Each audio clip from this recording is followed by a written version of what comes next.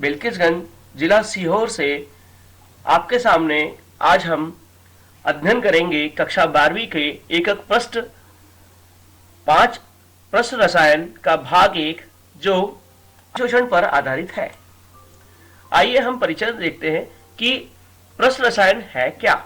जैसा आप चित्र में देख रहे हैं कि किसी पृष्ठ पर, किसी सतह पर जो ठोस या द्रव की होती है उस पर कोई पदार्थ आकर संलग्न या संचित होता है। प्रश्न रसायन या सतह रसायन अंतरा पृष्ठ पर होने वाली परिघटनाओं से संबंधित क्षेत्र है। यह रसायन विज्ञान की एक महत्वपूर्ण शाखा है क्योंकि कई सारी परिघटनाएं जैसे संक्षारण, प्रक्रम, विषमांगी उत्प्रेरण, विलीनीकरण, क्रिस्टलीकरण अंतरा पृष्ठ पर विलक्षित होती है। प्रश्न रसायन का विषय उद्योग, विश्लेषण कार्य एवं दैनिक जीवन के कई सारी परिस्थितियों में हम इसका उपयोग पाते हैं। साथ ही आज की हम इस अध्ययन में, इस लेक्चर में हम अधिशोषण पर केंद्रित करेंगे। आइए देखते हैं अधिशोषण क्या है। अणुक स्पीशीज किसी ठोस या द्रव के स्थूल की अपेक्षा पृष्ठ पर, सतह पर संचित होना अधिशोषण कहलाता है। अधिशोषण के दो अवयव होते हैं। जैसा आप चित्र में देख पा रहे हैं, पहला अवयव है अधिशोष्य जिसे हम एड्सॉर्बेंट कहते हैं, और दूसरा है अधिशोषक जिसे हम एड्सॉर्बेंट कहते हैं। अधिशोष्य वह पदार्थ है जो पृष्ठ पर सांद्रित या संचित होता है। जैसा हम ये चित्र में देख रहे हैं कि ये गोले गोले से कुछ अणु इसी सतह पर संचित हो गए हैं या जुड़ गए हैं। अधिशोषक पदार्थ के पृष्ठ पर होने, वह पृष्ठ जिस पर अधिशोषण हो रहा है उसे हम एड्सॉर्बेंट या अधिशोषक कहते हैं।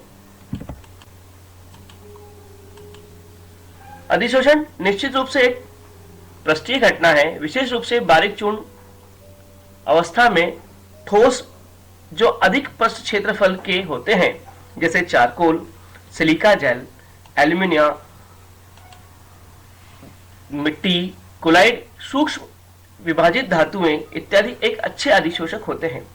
अब जब कभी मोबाइल लेने जाते हैं तो मोबाइल में एक छोटा सा पैकेट निकलता है। वो पैकेट होता है सिलिका जेल का, जो उसके उपकरण की पैकिंग के अंदर नमी को सोख लेता है, अधिशोषित कर लेता है। वह सिलिका जेल एक मिश्री के समान सफेद क्रिस्टल के रूप में होता है। अगर यदि उपकरण में नमी होती है तो वह उसको अधिशोषित कर उसका रंग बदल लेता है। अधिशोषण के उदाहरण देखते हैं। अधिशोषण एक पूरी तरह पृष्ठीय घटना है। यदि चूर्णित चारकोल वाले बंद पात्र में हम गैस जैसे oxygen, hydrogen, carbon monoxide, chlorine, ammonia या सल्फर डाइऑक्साइड जैसे गैसें ली जाएं, तो ऐसा देखा जाता है कि पात्र में गैस का दाब घट जाता है, क्योंकि चूर्णित चारकोल उन गैसों को अधिशोषित कर लेता है। गैसों के अणु चारकोल की तरह की सतह पर सांद्रित हो जाते हैं, अर्थात गैस सतह पर अधिशोषित हो जाती है। यह आप एक मास्क देख रहे हैं। यह मास्क खदानों के साथ साथ ऐसी जगह उपयोग किया जाता है जहां जहरीली गैसें होती हैं। तो इस मास्क के अंदर चूर्णित चारकोल भरा होता है जो जहरीली गैसों को अधिशोषित कर लेता है। अधिशोषण का एक और अनुप्रयोग है हमारे शक्कर को साफ करने के लिए। अशुद्ध शर्करा जो पीली भूरी रंग की होती है, जो गन्ने से हमें प्राप्त होती है, इसका जलीय विलयन में यदि जंतु चारकोल मिलाकर हिलाने पर और उसे हम जब छानते हैं तो हमें रंगहीन तरल पदार्थ प्राप्त होता है। जो चारकोल उस रंग को अधिशोषित कर लेता है। इसी प्रकार से एक और अधिशोषण से विपरीत घटना होती है जब किसी संचित पदार्थ को हम अधिशोषित सतह से हटाते हैं तो उसे हम विशोषण कहते हैं। आइए अब देखते हैं अधिशोषण और अवशोषण में अंतर क्या है। अधिशोषण पदार्थ के केवल पृष्ठ पर ही सांद्रित होता है, जबकि अधिशोषण पदार्थ ठोस के संपूर्ण स्थूल में एक समान रूप से वितरित हो जाता है। जैसे आपने स्पंज देखा है, यदि हम स्पंज में पानी की सतह पर रखेंगे तो पूरा पानी अवशोषित होकर उसके स्थूल भाग के अंदर तक प्रवेश कर जाएगा। प्रारंभ ये अधिशोषण प्रारंभ में तीव्र होता है और बाद में ये धीरे धीरे धीमा होता जाता है, जबकि अवशोषण में यह पूरी प्रक्रिया में गति एक समान होती है। पदार्थ का सांद्रण बाहर की सतह पर अधिक होता है, लेकिन अवशोषण में अंदर और बाहर दोनों सतह पर पदार्थ का सांद्रण एक समान होता है। जैसा आप ये चित्र देख रहे हैं कि सतह पर ही पदार्थ संचित हुआ है और अवशोषण में यह पदार्थ संपूर्ण रूप से उसके स्थूल भाग में प्रवेश कर गया है। देखिए अधिशोषण होता क्यों है, उसकी ऊष्मागतिकी क्या है। अधिशोषण में ऐसी कौन सी प्रक्रियाएं होती हैं जिससे अधिशोषण होता है। जब किसी अधिशोषक का अधिशोषण होता है तब अधिशोषक की सतह पर उपस्थित अवशिष्ट बलों में कमी आती है। ये बल क्या होते हैं जो सतह पर उपस्थित होते हैं, ये तीन तरफ से तो आपस में बंधे रहते हैं, लेकिन ऊपर की सतह पर अधिक मुक्त संयोजकता के साथ साथ इनमें अधिक बल होता है। पृष्ठ जब कोई भी पदार्थ सतह पर आकर जुड़ता है तो इसकी ऊर्जा में कमी आती है। क्यों कमी आती है? जैसे आपको मालूम है कि जब कोई बंध, चाहे वो दुर्बल वंडरवॉल बंधे से हो या कोई रासायनिक बंध हो, तो उसमें निश्चित ऊर्जा का ह्रास होता है और ऊर्जा में कमी आती है, तभी वह तंत्र स्थायित्व को प्राप्त होता है। इसीलिए अगर हम प्रक्रम की बात करें तो अधिशोषण में डेल्टा एच अर्थात पूर्ण एंथैल्पी हमेशा ऋणात्मक होती है। जैसा आपने कक्षा 11वीं में पढ़ा कि अधिशोषण यदि किसी तंत्र की डेल्टा एच अर्थात एंथैल्पी ऋणात्मक होती है तो अर्थात ऊर्जा मुक्त होती है, ऊष्मा क्षेपीय अभिक्रियाएं होती हैं। हम गिब्स समीकरण की बात करें, डेल्टा जी बराबर delta H minus T delta S, तो इस घटना से हम देखते हैं कि ये एक स्वतः प्रक्रम है। क्यों? क्योंकि जब ऊर्जा मुक्त होती है तो निश्चित ही डेल्टा जी गिब्स मुक्त ऊर्जा का मान भी ऋणात्मक होता है और इसीलिए अधिशोषण संपन्न होता है।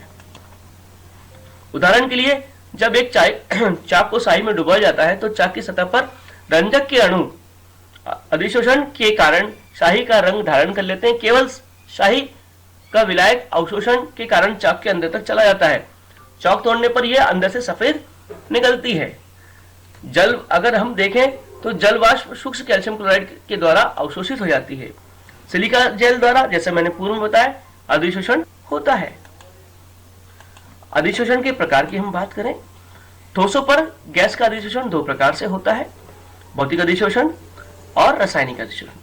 अब देखिए भौतिक साधनों से के साथ यदि किसी ठोस के पृष्ठ पर गैस का संचय दुर्बल वंडर वॉल बलों के कारण होता है तो अधिशोषण को हम भौतिक अधिशोषण कहते हैं।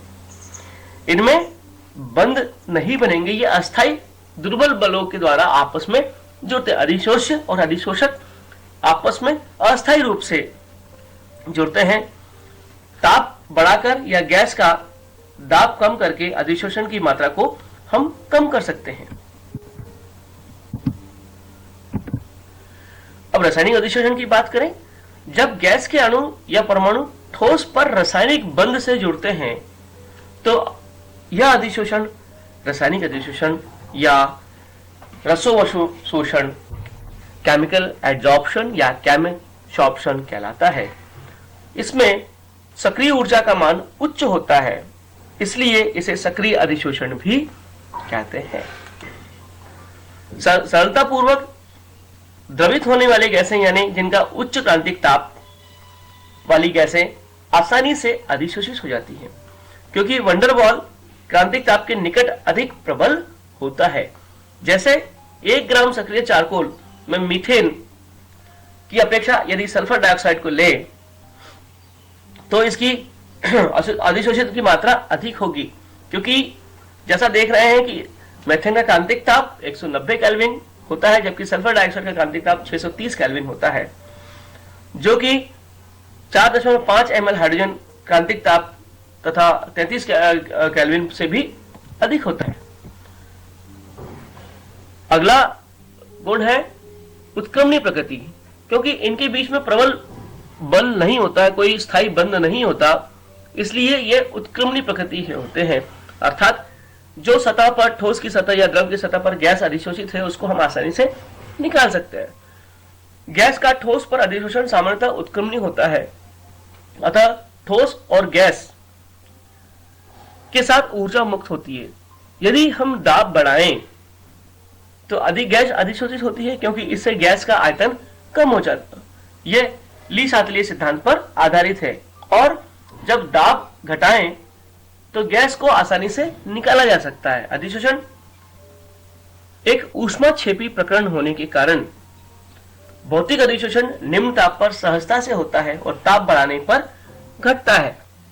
क्यों? क्योंकि तंत्र हमें मालूम है उस दिशा में जाएगा जहां वो अपने आप को बैलेंस करता है और या संतुलित करता है।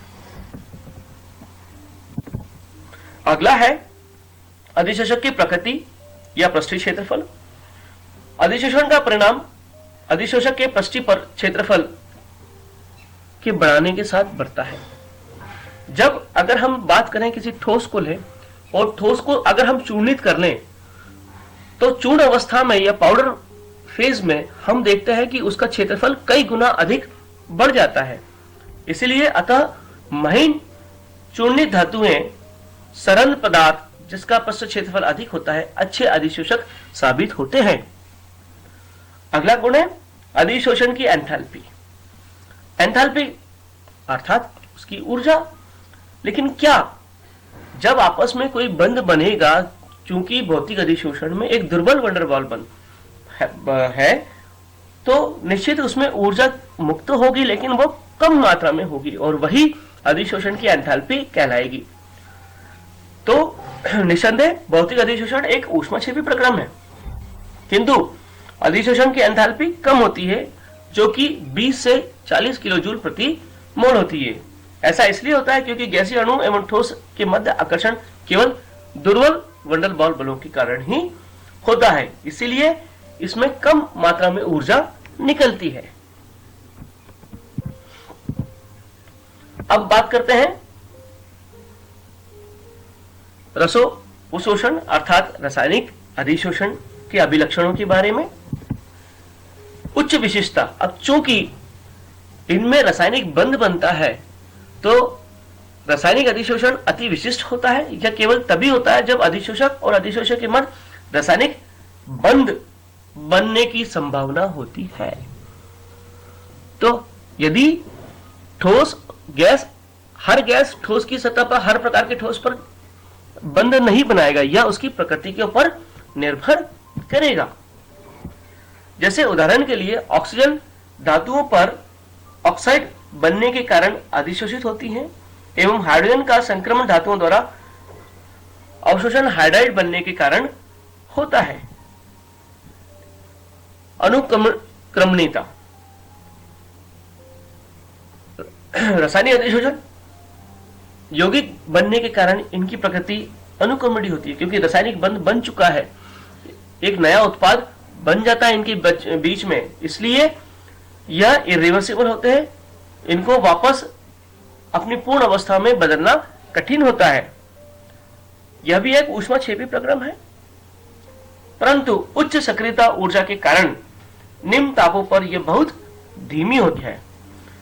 अधिकांश रासायनिक परिवर्तनों के समान अधिशोषण ताप बढ़ाने पर प्रायः बढ़ता है, लेकिन निम्न ताप पर गैस का भौतिक अधिशोषण उच्च ताप पर रसोशोषण में बदल सकता है। साधारणतः उच्च दाब भी रसोशोषण के लिए सहायक होता है।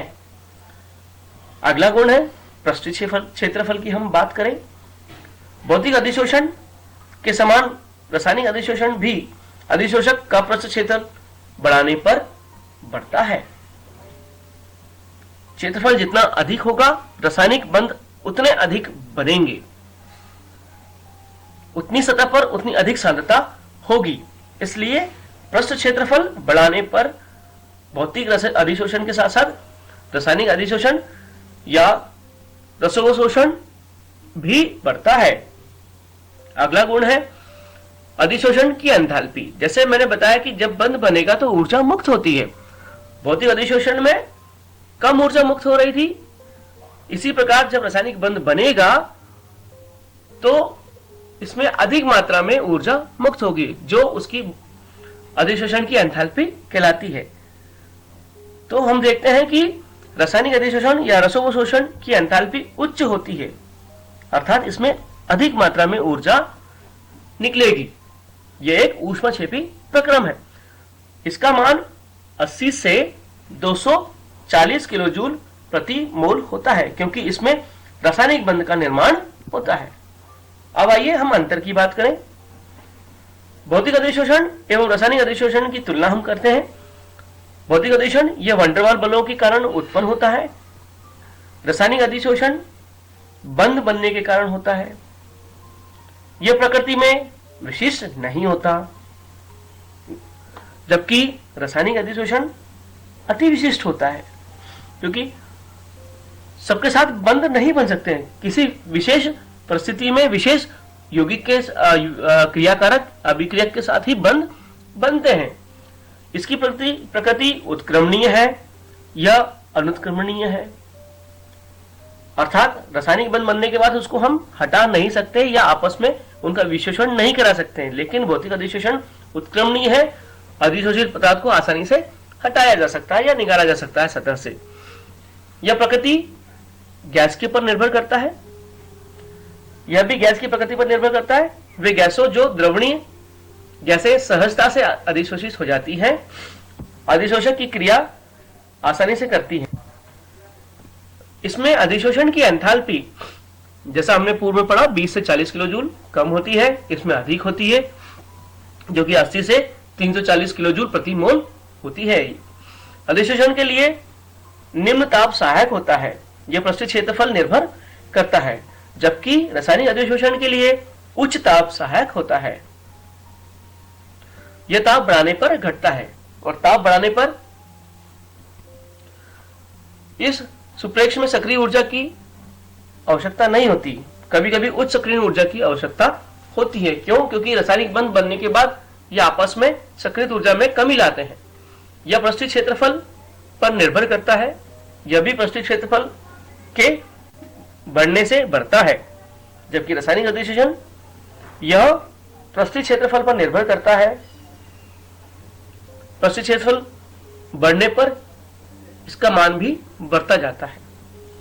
उच्च दाब पर अधिशोषक के पृष्ठ पर यह बहुअणुक परतों के रूप में परिमाणित होता है। यह एकल अणुक परत के रूप में फलित होता है। अब बात करते हैं ताप का प्रभाव कैसे होता है। जैसे हमने कहा, इसके लिए एक अधिशोषण समतापी की हम चर्चा करेंगे।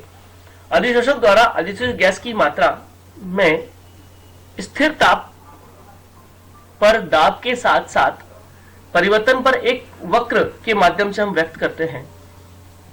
गैस की मात्रा कितनी है दाब पर अधिशोषित हुई, उसको हम एक वक्र बनाते हैं, जिसे हम अधिशोषी समतापी वक्र कहते हैं। फ्रेंडलिक समतापी वक्र। फ्रेंडलिक ने सन 1909 में ठोस अधिशोषक की इकाई द्रव्यमान द्वारा एक निश्चित ताप पर अधिशोषित गैस की मात्रा एवं दाब के मध्य एक प्रयोगाश्रित संबंध दिया। इस संबंध को निम्न समीकरण द्वारा व्यक्त करते हैं। इस ग्राफ को हम आगे अगली स्लाइड में दिखाएंगे कि x/m, x अधिशोषित गैस की मात्रा है जो m पृष्ठ क्षेत्रफल पर पदार्थ अधिशोषक के पृष्ठ क्षेत्रफल के मध्य स्थापित किया, जो उसके दाब के मध्य संबंध को दर्शाता है। जैसा आप चित्र में देख रहे हैं, जहां x अधिशोषक के m द्रव्यमान द्वारा p दाब पर अधिशोषित गैस की मात्रा है, जो इस ग्राफ में हम देखते हैं। ग्राफ x/m और p के मध्य खींचा तो हमें एक वक्र मिलता है। यह वक्र अधिशोषक एवं गैस की प्रकृति पर निर्भर करता है। सामान्यतः इस वक्र के रूप में हम इसे निरूपित करते हैं जिसमें x/m ग्राम प्रति ग्राम अधिशोषित गैस का द्रव्यमान दाब के विपरीत आलेखित किया गया है, जो x/m बराबर kp, क्योंकि समानुपाती होता है, x अधिशोषित गैस की मात्रा दाब के समानुपाती होती है, जहां हमने m उसका द्रव्यमान है तो सतह का,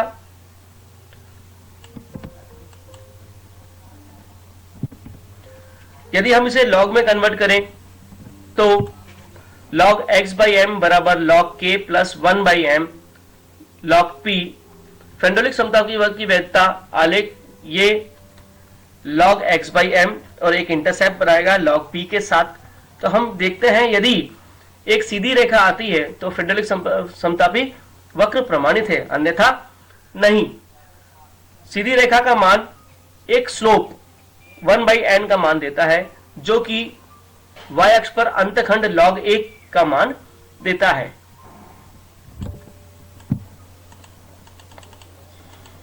गैस मास्क जिसमें सक्रिय चारकोल भरा होता है, उसका उपयोग खदानों में, कोयले की खानों में सांस लेते समय किया जाता है, जिससे विषैली गैसों का आसानी से अधिशोषण हो जाता है।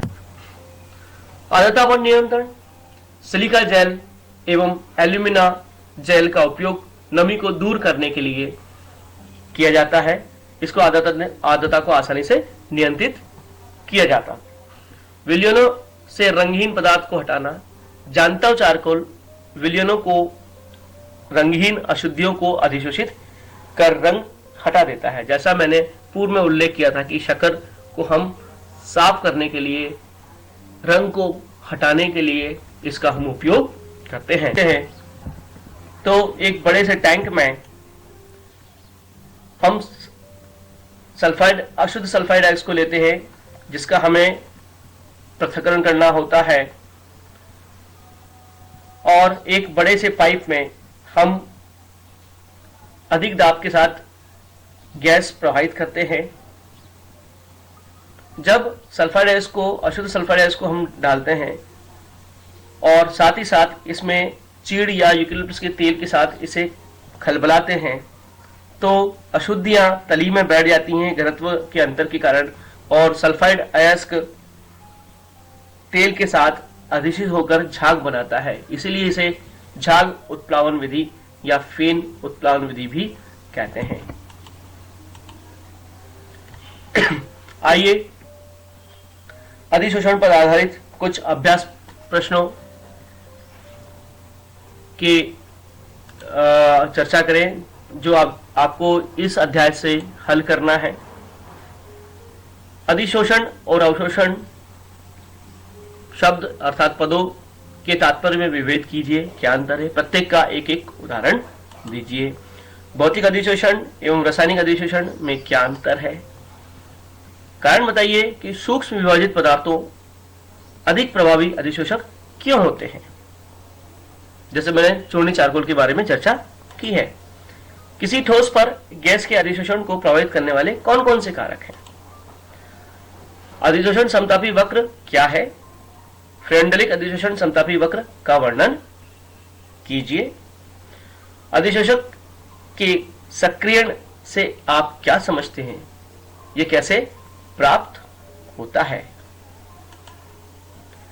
विषमांगी उत्प्रेरण में अधिशोषण की क्या भूमिका होती है। अधिशोषण हमेशा ऊष्माक्षेपी क्यों हो, क्योंकि हमने पढ़ा है कि भौतिक अधिशोषण और रासायनिक अधिशोषण दोनों में ऊष्मा निकलती है, अर्थात एक ऊष्माक्षेपी प्रक्रम होता है। क्यों। धन्यवाद। उम्मीद है आपको यह पाठ अच्छे से समझ में आया होगा।